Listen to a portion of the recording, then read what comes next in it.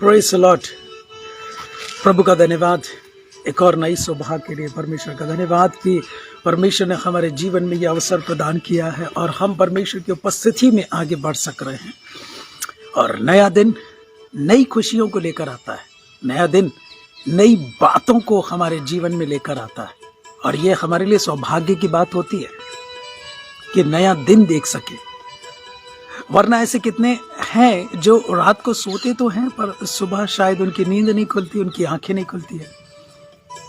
हमारी आंखें भी खोला, हमारे टखनों में बल भी दिया, हाथ में बल भी दिया और हम अपने पैरों पर खड़े हैं, अपने हाथों से काम कर सक रहे हैं, अपने मुंह से बात कर सक रहे हैं। तो ये बहुत बड़ी योजना है परमेश्वर की, अद्भुत योजना है। दिन प्रतिदिन, महीने, साल, परमेश्वर ऐसे हमारे जीवन में, लाइफ में जोड़ता चले जाता है।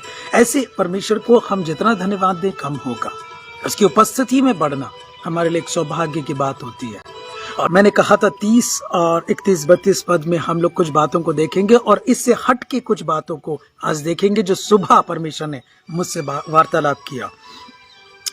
तब राजा और हाकिम और बिरनीके और उनके साथ बैठने वाले उठ खड़े हुए और अलग जाकर आपस में कहने लगे, यह मनुष्य ऐसा तो कुछ नहीं करता जो मृत्यु दंड या बंदी गृह में डाले जाने योग्य हो। बंदी गृह में डाले जाने योग्य हो। अग्रिप्पा ने फेस्तुस से कहा, यदि यह मनुष्य कैसर की दुहाई न देता तो छूट सकता था। वे लोग आपस में बात कर रहे थे कि यह मनुष्य ऐसा तो कुछ नहीं करता जो मृत्यु दंड या बंदी गृह में डाले जाने योग्य हो। मृत्यु दंड और बंदी गृह में डाले जाने योग्य कुछ नहीं करता। अगर मैं नजर दौड़ाऊं जो आज सुबह परमेश्वर ने बात किया, मैं ये कहना चाहता हूं कि परमेश्वर हमारे जीवन में अगुवाई, प्रेरणा और ऐसी बातों को प्रकट करते हैं जो कि हमारे द्वारा और लोग उसको प्राप्त करें।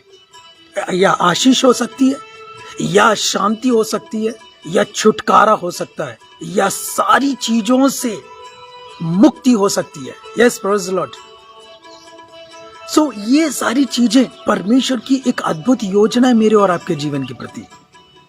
उसको हम समझे। वहां पर हाकिम, राजा आपस में बात कर रहे हैं। ये मनुष्य जिसके अंदर कोई भी ऐसी बात नहीं पाई जाती जो मृत्यु दंड या बंदी गृह में डाले जाने योग्य हो। आज एक खास दिन है मेरे लिए। परमेश्वर ने वैवाहिक जीवन में 26 साल कंप्लीट करने के लिए मदद और सहायता किया। परमेश्वर का धन्यवाद। उस बात को कल रात को हमने बैठकर पति पत्नी ने प्रार्थना की है कि प्रभु, मैं जब प्रार्थना कर रहा था तो कुछ ऐसे शब्द निकले, मैं कुछ ताजुब किया अन्य और वैवाहिक जीवनों के लिए। जैसा कि पहला कुरिन्थियों, उसके मैं यहां से वहां तक ले जा रहा हूं क्योंकि आज एक कुछ बातें परमेश्वर ने बातें किया और उस बात को मैं आप तक पहुंचा सकूं, इसलिए मैं आज इधर आ रहा हूं। पर उसी से संबंधित बातें हैं। पहला कुरिन्थियों 7 अध्याय उसका 10 पद, जिनका विवाह हो गया है उनको मैं नहीं वरन प्रभु आज्ञा देता है कि पत्नी अपने पति से अलग ना हो।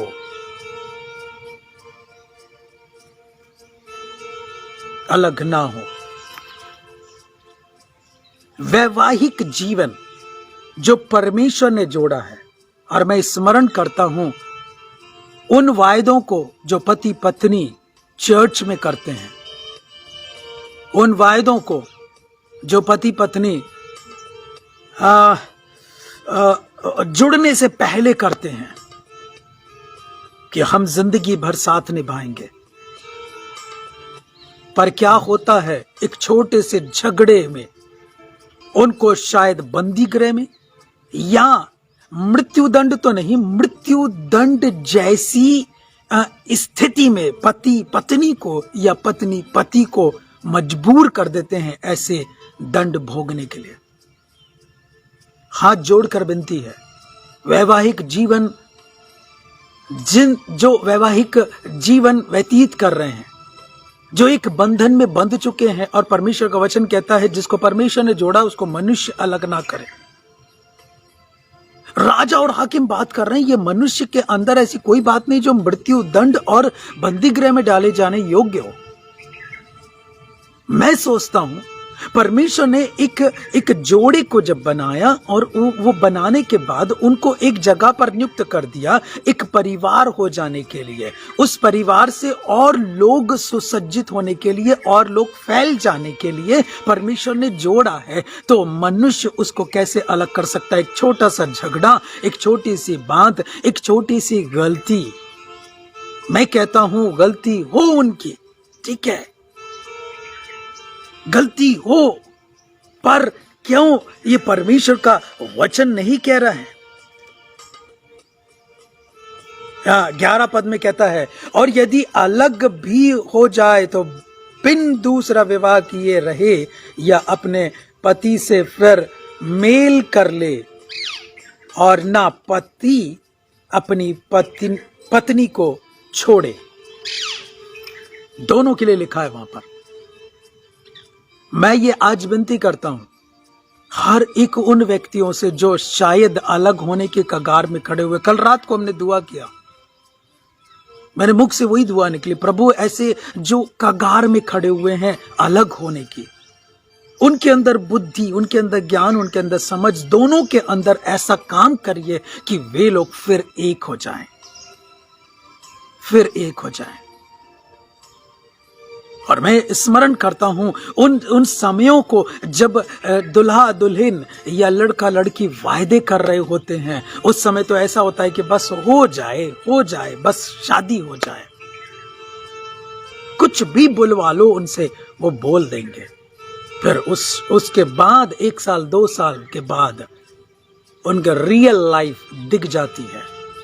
और यह आज के समय में बहुत हो रहा। प्रियो, सावधान रहे, शैतान की बहुत बड़ी चाल है इनके अंदर से शांति को भंग करना, इनके अंदर से मतलब मेल मिलाप को खत्म करना शैतान की बहुत बड़ी चाल है। उस चाल को साकार होने ना दें, प्लीज साकार होने ना दें। एक एक साल, एक एक दिन, एक एक महीने परमेश्वर हमारे जीवन में, चाहे वो वैवाहिक हो, चाहे वो ऐसे ही पारिवारिक हो, परमेश्वर ने जोड़ कर रखा है। जैसे कि पौलुस के लिए कहा जाता है, ये मनुष्य में हमें नहीं लगता कि ये बंदीगृह में डाला जाए और मृत्यु दंड जैसी आज्ञा दी जाए। हमें नहीं लगता इसने कोई ऐसा योग्य काम किया। तो पति पत्नी आपस में क्या ऐसे वार्तालाप के साथ सारी बातों को सुलझाते हुए क्या आगे नहीं बढ़ सकते? गलतियां किसी की भी हों, परमेश्वर ने हमें क्षमा किया। प्रार्थना करते ना पहले, जैसे हमने अपने अपराधियों को क्षमा किया है। अरे घर में ही नहीं किया, पति ने पत्नी को और पत्नी ने पति को। अरे हम क्षमा नहीं कर सकते तो फिर दुआ क्यों करते हो कि जैसे हमने अपने अपराधियों को क्षमा किया है वैसे तू भी हमारे अपराधों को क्षमा कर? कैसे कर सकते हैं? क्षमा किया ही नहीं है, किया ही नहीं है क्षमा। सोच के देखे, विचारे, क्योंकि परमेश्वर ने हमें क्षमा किया और बहुत बड़ी दया है ये, परमेश्वर की बहुत बड़ी दया है। तो कितना भी दोष देने योग्य काम हो, कोलोसियों के पत्र 3 उसके 13 में भी कहता है, यदि किसी को किसी पर दोष देने का कारण हो तो भी सह लो, एक दूसरे की सह लो और कहो कि हम एक रहेंगे। और मुझे जिस दिन सौभाग्य मिला शादी देने का, तो मैं सिर्फ ये वायदा कराऊंगा, जरूर दोनों को हाथ पकड़ा के और उनका वीडियो बनाकर दोनों को सेंड कर दूंगा और अपने पास रखूंगा। वो वायदा ये होगा, एक छोटा या बड़ा झगड़ा कुछ भी होगा, कभी भी तो ना हम अपने परिवारों में जाएंगे, ना हम पुलिस स्टेशन जाएंगे, ना हम कोर्ट कचहरी जाएंगे, आपस में बैठकर सुलझा लेंगे। चाहे वो झगड़ा बड़ा हो या छोटा हो, बात बड़ी हो या छोटी हो, घर के घर की बातें घर के अंदर ही हम सुलझा लेंगे। आज मेरी मैरिज एनिवर्सरी है और उसके लिए परमेश्वर ने इस वचन से ये बातें किया। जैसे राजा और हाकिम बाकी लोग बात कर रहे हैं कि इसके अंदर कोई भी दोष नहीं, कि ये मृत्यु दंड के योग्य या बंदी गृह में डाले जाने योग्य काम किया। हमें नहीं पता, ये तो ऐसा नहीं है, पर उस वचन से आज ये वचन जब सामने आया, मैंने बात चुके हैं वो वापस जोड़े जाएं। जितने परिवार टूटने की कगार में हैं वे ना टूटे, ऐसी प्रार्थना है। परमेश्वर हर एक को आशीष देने पाए और वचन के आधारित हम जीवन बसर करते हुए आगे बढ़े। परमेश्वर हमें बहुत आयत की शक्ति और सामर्थ्य दे, अपने अनुग्रह में बढ़ाए। प्रार्थना करें। प्रभु जी, हम धन्यवाद देते हैं आज के दिन के लिए, हमारे लिए आनंद की बातें, पर कितने लोगों के लिए परमेश्वर पिता एक दुख या ऐसे परेशानियों से घिरा हुआ दिन होगा। परमेश्वर पिता, उनके दुख को दूर कर दीजिए ना, उनकी परेशानियों को उनके जीवन से प्रभु हटा दीजिए। वैवाहिक जीवन में यदि कोई अड़चने हैं, रुकावटें हैं, यीशु के नाम से इसी वक्त हम दूर होने के लिए प्रार्थना करते हैं। परमेश्वर, आपने जोड़ा है, उन्हें अलग मत होने दीजिए। शैतान की कोई भी चाल कामयाब ना हो परमेश्वर, ऐसी हम प्रार्थना करते हैं। जबकि आप में जोड़े गए हैं, आपने जोड़ा है परमेश्वर, वे जुड़े ही रहे। ऐसी हम प्रार्थना करते हैं। आज की सुबह मदद करिए, सहायता करिए, अपने अनुग्रह में बढ़ाइए परमेश्वर। हर एक, चाहे वो विश्वासी हो विश्वासी हो परमेश्वर, उनके जीवन में आप अद्भुत काम करिए। यदि दो जवान जोड़े गए और वे आगे बढ़े परमेश्वर पिता की भावना को, हाँ प्रभु, आप अंदर पैदा करिए और अपनी महिमा को लीजिए। आपका नाम ऊंचा हो, यीशु के नाम से मांगते हैं, आमीन, आमीन। Thank you so much for watching. God bless you. Have a nice day.